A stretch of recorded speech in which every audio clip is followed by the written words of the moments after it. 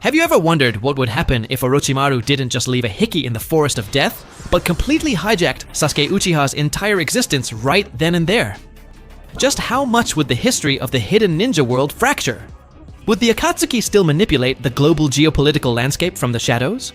Would the prophesied child of destiny even stand a chance against an ancient parasite wearing his best friend's skin before the story even truly began?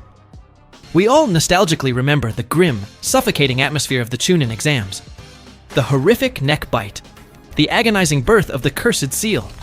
It was the catalyst for the entire power scaling of the franchise. But to find out what actually happens when the snake decides to skip the appetizer and swallow the main course whole, we have to rewrite the fundamental survival instincts of a mad scientist.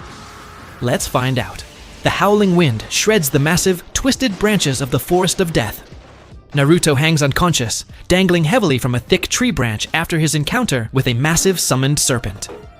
This leaves only a trembling 12-year-old Sasuke and a paralyzed Sakura to face a terrifying monster wearing a stolen human skin suit.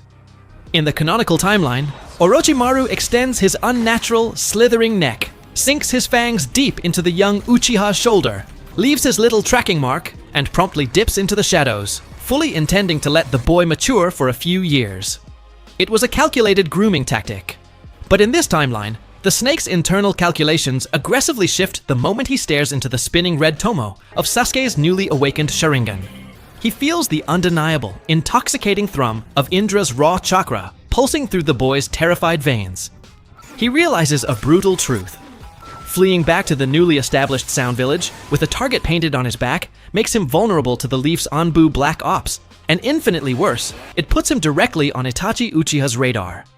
Why risk an entire geopolitical war and the wrath of the Akatsuki when he has the literal key to the shinobi universe sitting helpless right in front of him?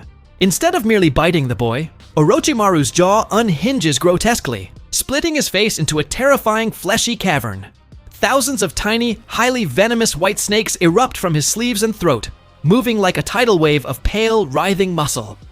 Before Sakura can even muster the courage to scream, the snakes bind Sasuke's limbs, injecting a massive, lethal dose of paralytic neurotoxin directly into his central nervous system.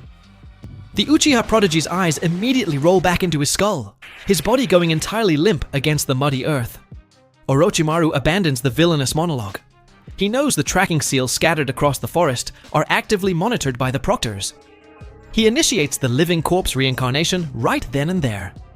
The dimension of the mind transfer tears open, plunging the physical world into an eerie, frozen silence. Inside the dark, fleshy, psychic plane, Sasuke wakes up chained to a cold, jagged stone slab.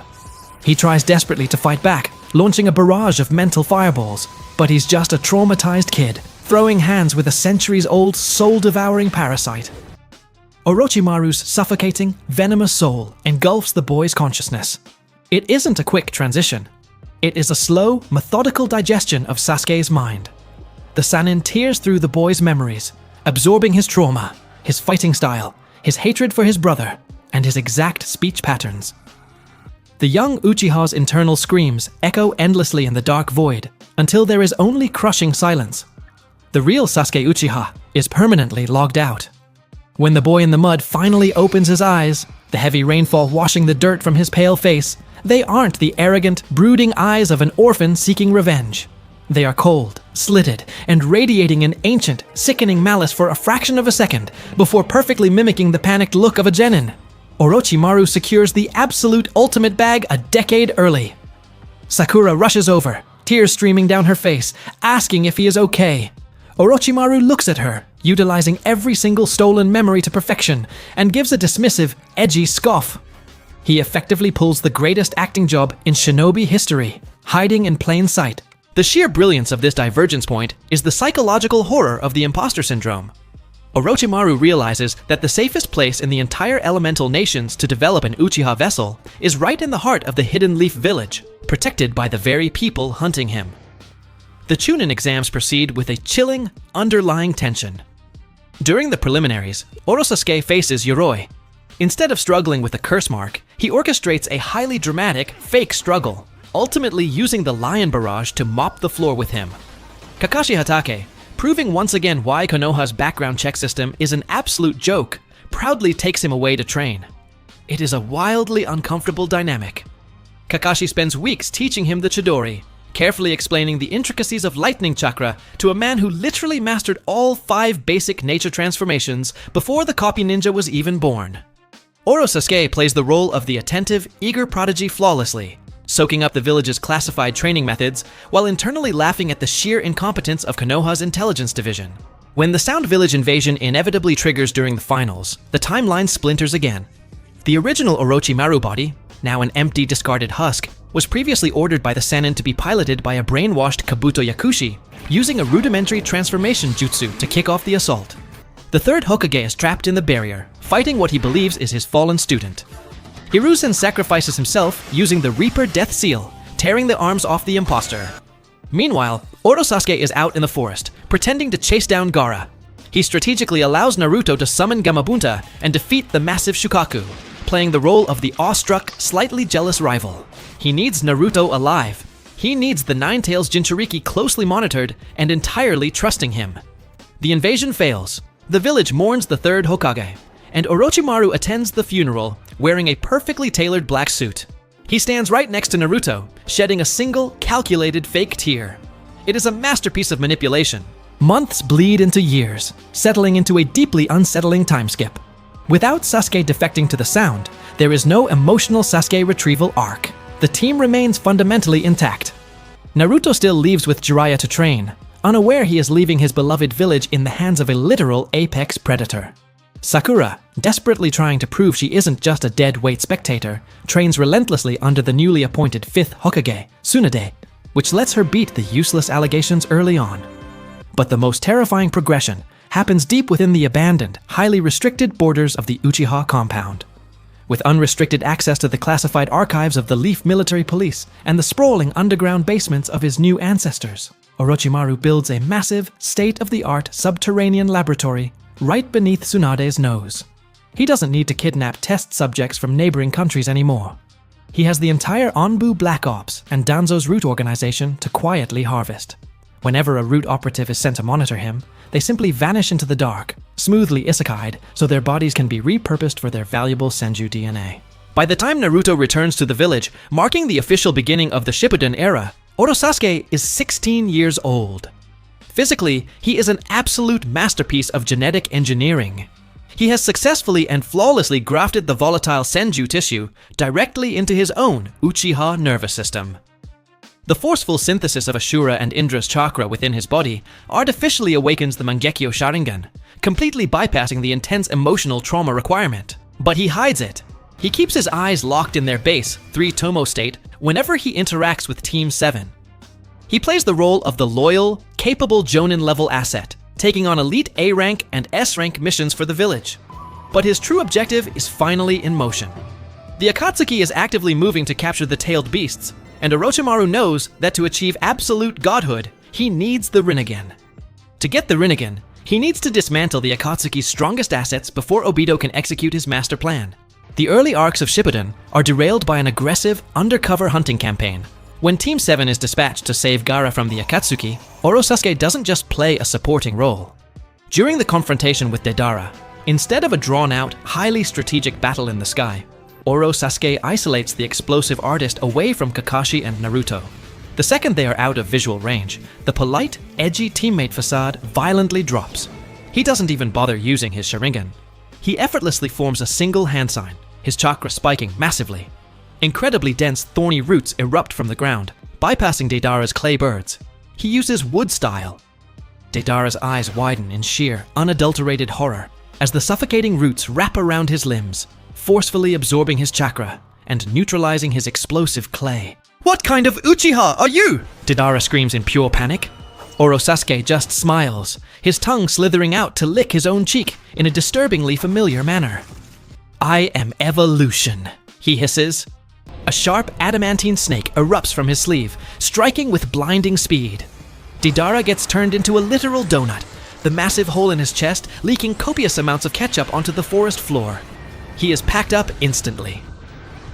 When Naruto and Kakashi arrive, they just find Sasuke wiping crimson off his kunai, casually claiming he got a lucky strike on the terrorist.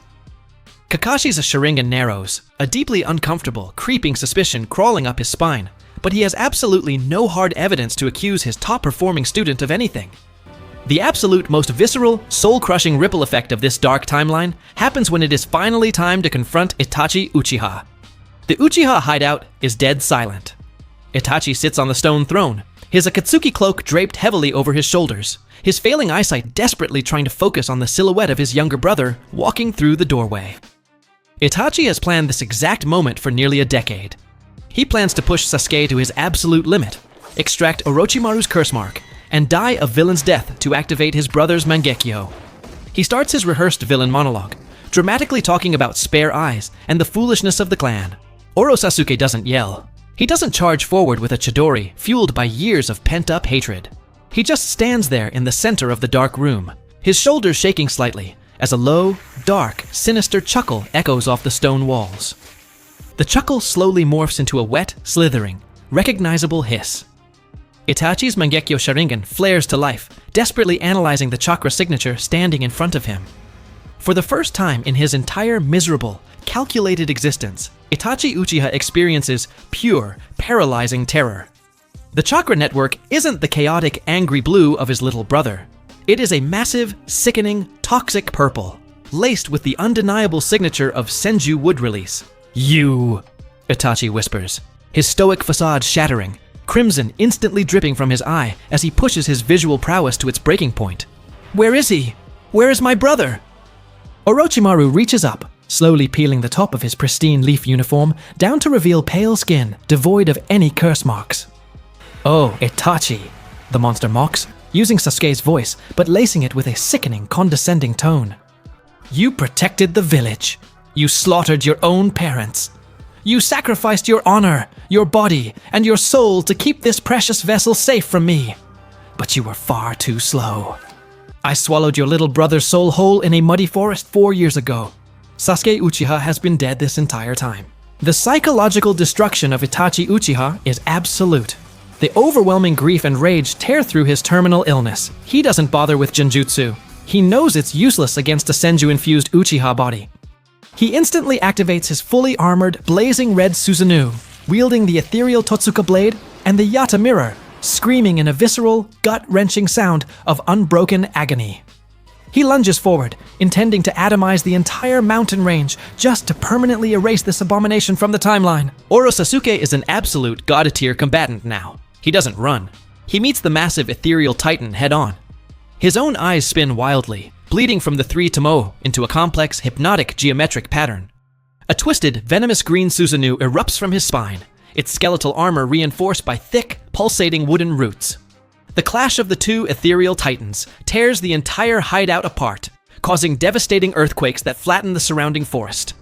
Itachi pushes his degrading ocular powers to the fatal breaking point, coughing up large, necrotic chunks of his own lung tissue onto his chin. He swings the Totsuka blade, grazing the green Susanoo, desperately trying to seal the Sannin away.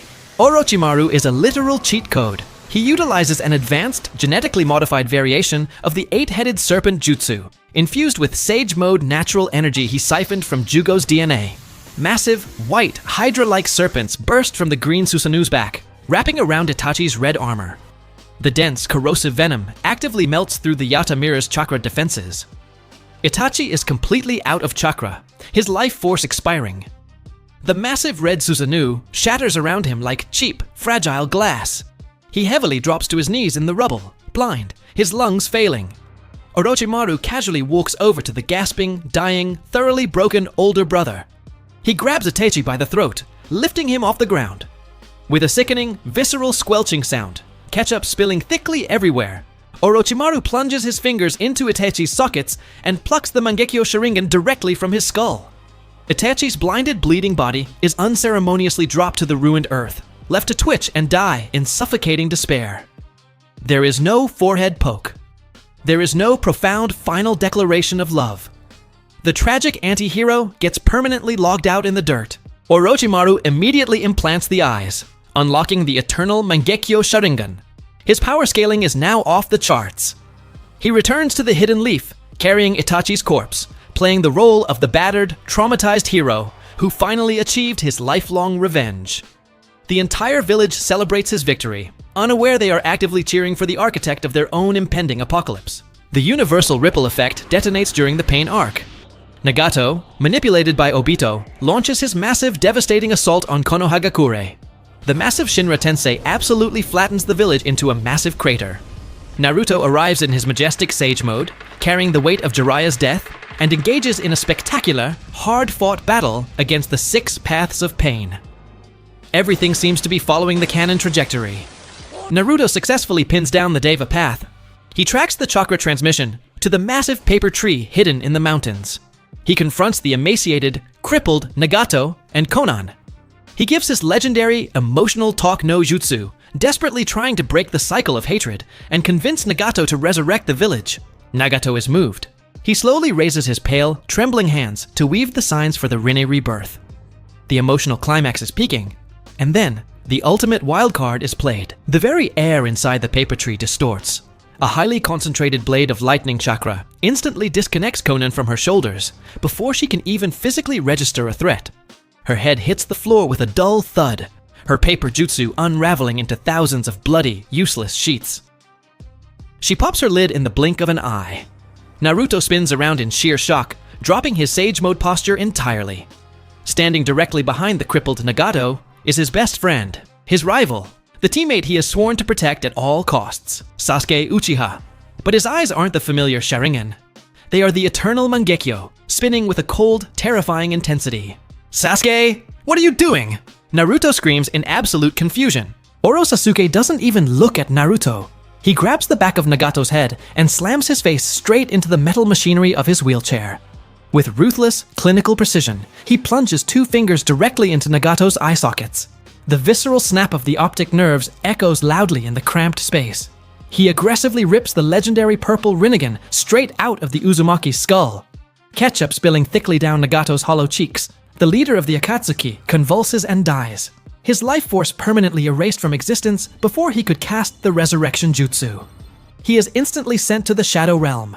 Konoha remains a massive, silent graveyard. "I have absolutely no interest in playing ninja with you anymore, Naruto!" The entity wearing his best friend's face hisses smoothly. The vocal cords shift, the underlying slithering pitch of the Sannin finally bleeding through the pristine disguise. This vessel has served its political purpose. But these eyes, they are the absolute final piece of the puzzle. Naruto's blue eyes widen in sheer, paralyzing horror. The crushing, suffocating realization hits him like a physical blow. He vividly remembers the forest of death, the neck bite, the sudden shift in personality he casually wrote off as trauma. He realizes that for the last 4 years, he has been eating ramen, going on missions, and sharing his deepest, most vulnerable dreams with the exact same monster who murdered the 3rd Hokage. The psychological toll breaks the child of destiny. He forcefully taps directly into the 9 Tails chakra, entering a highly unstable, flesh-tearing version of the 4 Tails cloak, screaming in pure, unhinged agony. He lunges at the Sannin, but Sasuke simply raises a pale hand, the freshly implanted Rinnegan already adapting to his Senju-infused chakra network. He effortlessly activates the Shinra Tensei, blasting Naruto completely through the walls of the paper tree and sending him crashing heavily into a distant mountain range, his ribs snapping under the immense gravitational pressure. Orochimaru vanishes into the chaotic atmosphere, leaving the prophesied savior bleeding in the dirt of a destroyed, unresurrected village. The entire geopolitical landscape is now in shambles. The Leaf Village is effectively annihilated. The Akatsuki is leaderless and missing their most powerful asset. Obito Uchiha, watching from the safety of the Kamui dimension, is seething furiously. His carefully orchestrated, decades-long project Tsuki no Mei has been derailed by a rogue, chaotic variable he severely underestimated. Realizing he has no other option, Obito declares the 4th Great Ninja War, utilizing Kabuto Yakushi, who is secretly still entirely loyal to his original master, Orochimaru, to supply the Edo Tensei army. The 4th Great Ninja War is not a glorious, united stand of the shinobi alliance against the darkness. It is a meat grinder, a desperate, pathetic struggle for survival. Obito revives the 10 Tails using the chakra fragments of the remaining beasts. But the true terror arrives when Kabuto plays his final trump card, the Edo Tensei revival of Madara Uchiha. Madara bursts from his wooden coffin, coughing up decades of dust. his eyes blazing with the intense anticipation of war. He completely mops the floor with the 5 Kage, dropping massive apocalyptic meteors from the upper stratosphere to flatten the allied forces. The sky burns a bright, searing red. But as Madara prepares to absorb the Ten Tails and achieve absolute godhood, the very fabric of the battlefield is torn asunder. Sasuke steps out of a spatial tear, hovering ominously above the blood-soaked dirt. He is no longer wearing a leaf uniform. He is draped in a pristine white cloak, his eternal Mangekyo in one eye and the Rinnegan in the other, a halo of dark truth-seeking orbs, artificially synthesized through his unparalleled mastery of all nature transformations and 6 paths chakra hovering silently behind his back. Madara looks at the teenager, disgusted and insulted. A mere child wearing my descendant's face dares to interrupt a god? The legendary ghost of the Uchiha proudly declares, launching a massive, highly condensed truth-seeking orb directly at the imposter's skull. Orochimaru simply tilts his head in mild amusement. He slowly extends a pale, elegant hand, activating the Preta path of his artificial Rinnegan. The massive sphere of god-tier chakra makes direct contact with his palm and simply dissolves. He absorbs the energy completely, effortlessly siphoning the volatile energy directly into his own massive reserves without breaking a single sweat. Madara's eyes widen in sheer disbelief.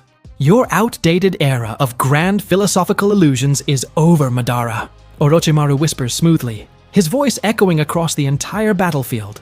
The future isn't a dream. It is an aggressive evolution, and you are nothing but raw, high-quality material for my ascension. Before Madara can even physically react, Black Zetsu, the hidden architect of ninja history, emerges from the ground behind Madara, intending to stab the legendary Uchiha in the back to revive Kaguya Otsutsuki. It is the ultimate betrayal the canonical timeline is built upon. But Orochimaru, a literal master of backstabbing and betrayal, perfectly anticipates the entity's movement. He effortlessly teleports, utilizing a highly advanced biological variation of the flying Raijin directly linked to the Senju cells, appearing completely behind Black Zetsu. His arm morphs into a massive clump of sharp adamantine snakes that pierce straight through Zetsu's shadowy form and directly into Madara's armored chest. The physical impact is negligible, but the snakes inject a highly concentrated, genetically modified curse mark virus directly into Madara's Edo Tensei body. The virus forcefully hijacks the regenerative properties of the immortal Ash, severing Madara's conscious control over his own chakra network. Madara bubbles and roars in pure rage, desperately trying to activate his limbo clones, but the intricate connection to the parallel dimension is forcefully severed. Orochimaru simultaneously activates the human path, tearing Black Zetsu's ancient, parasitic consciousness completely out of the physical realm, effectively and permanently ending Kaguya Otsutsuki's chance of ever returning to the timeline. He devours Zetsu's knowledge, learning the absolute truth of the chakra fruit and the divine tree. Zetsu gets permanently smoked. With Madara paralyzed and Zetsu absorbed, Orochimaru turns his cold, purple gaze towards the roaring Ten Tails. He doesn't perform a complicated sealing jutsu. He simply bites his thumb, slams his hand onto the beast's colossal head, and reverse summons the entire mass of God-tier chakra directly into his own perfectly engineered biological vessel. The sky cracks open, bleeding an eerie, suffocating crimson light. Sasuke undergoes a terrifying divine transformation, his hair turning completely white, a third red Rinne Sharingan tearing open on his forehead. He is the new Sage of 6 Paths, a walking nuke devoid of human empathy. The ultimate climax is an absolute slaughter. The Shinobi Alliance is routed. Naruto, having miraculously survived the destruction of Konoha and forcefully taming Kurama, arrives on the battlefield in his glowing 6-path Sage mode, accompanied by a battered Kakashi and Sakura. But this isn't a battle of opposing ideals. It isn't a desperate attempt to save a lost friend from the darkness. It is a deeply tragic, visceral execution. Naruto looks at the godlike entity hovering in the sky, wearing the flawless face of his brother, and the sheer weight of the tragedy shatters his spirit. They clash in a blinding explosion of gold and purple chakra, leveling the surrounding continent. Naruto desperately throws massive, highly condensed sage art-tailed beast bombs, but Orochimaru effortlessly deflects them with a casual wave of his hand, manipulating the very fabric of space-time. The fight is brutal and entirely one-sided. Orochimaru doesn't even use ninjutsu. He simply relies on raw, overwhelming physical dominance. He speed blitzes Naruto, driving his truth-seeking staff straight through the glowing golden chakra cloak, turning the Child of Destiny into a literal donut. The staff pins the hero to the jagged, broken earth. Naruto coughs up ketchup, his Six Paths mode flickering out, his blue eyes staring up at the cold, unfeeling face of his desecrated friend. "You fought well, for a mere experiment," Orochimaru hisses, his third eye glowing as it reflects off the moon. "But evolution requires a clean slate." Naruto takes the final, devastating hit. The massive gravitational pressure of the Chibaku Tensei rips the earth asunder. Naruto's body is crushed under millions of tons of absolute pressure, his physical form reduced to drifting gray ash, his life force permanently erased from existence. Sakura falls to her knees, screaming in pure agony, before she too is compacted into the floating planetary sphere. Kakashi's Sharingan shuts down permanently as the darkness consumes him. The prophesied savior is dead. The alliance is folded. Orochimaru floats slowly into the upper stratosphere, staring at the bloody crimson moon. He casts the infinite Tsukuyomi. But he doesn't trap humanity in a pleasant, philosophical dream. He alters the jutsu's fundamental formula. The massive roots of the divine tree erupt from the Earth's crust, wrapping around the dead continents like the terrifying tentacles of a cosmic horror. The roots hunt down every remaining human survivor, encasing them in dense, suffocating pods. But they aren't dreaming. They are actively being dissolved. Their unique genetic codes, Kekkei Genkai and chakra, aggressively siphoning bit by bit directly into Orochimaru's massive, expanding network. The entire planet is transformed into a single, unified, grotesque biological organism, actively feeding a singular, immortal god sitting comfortably on a throne of twisted flesh deep within the hollow earth. The shinobi world's endless cycle of hatred is finally over, erased by an absolute, terrifying biological dystopia. Now that was an absolutely insane what if. Thanks for watching this brutal, dark descent into the timeline. If you want more visceral storytelling and god-tier power scaling, make sure you aggressively smash that like button, subscribe to the channel, and tell me down in the comments if you think absolutely anyone in the verse could have stopped this early possession. Click on this video next to see another perfectly good timeline completely ripped apart. Catch you guys in the next one.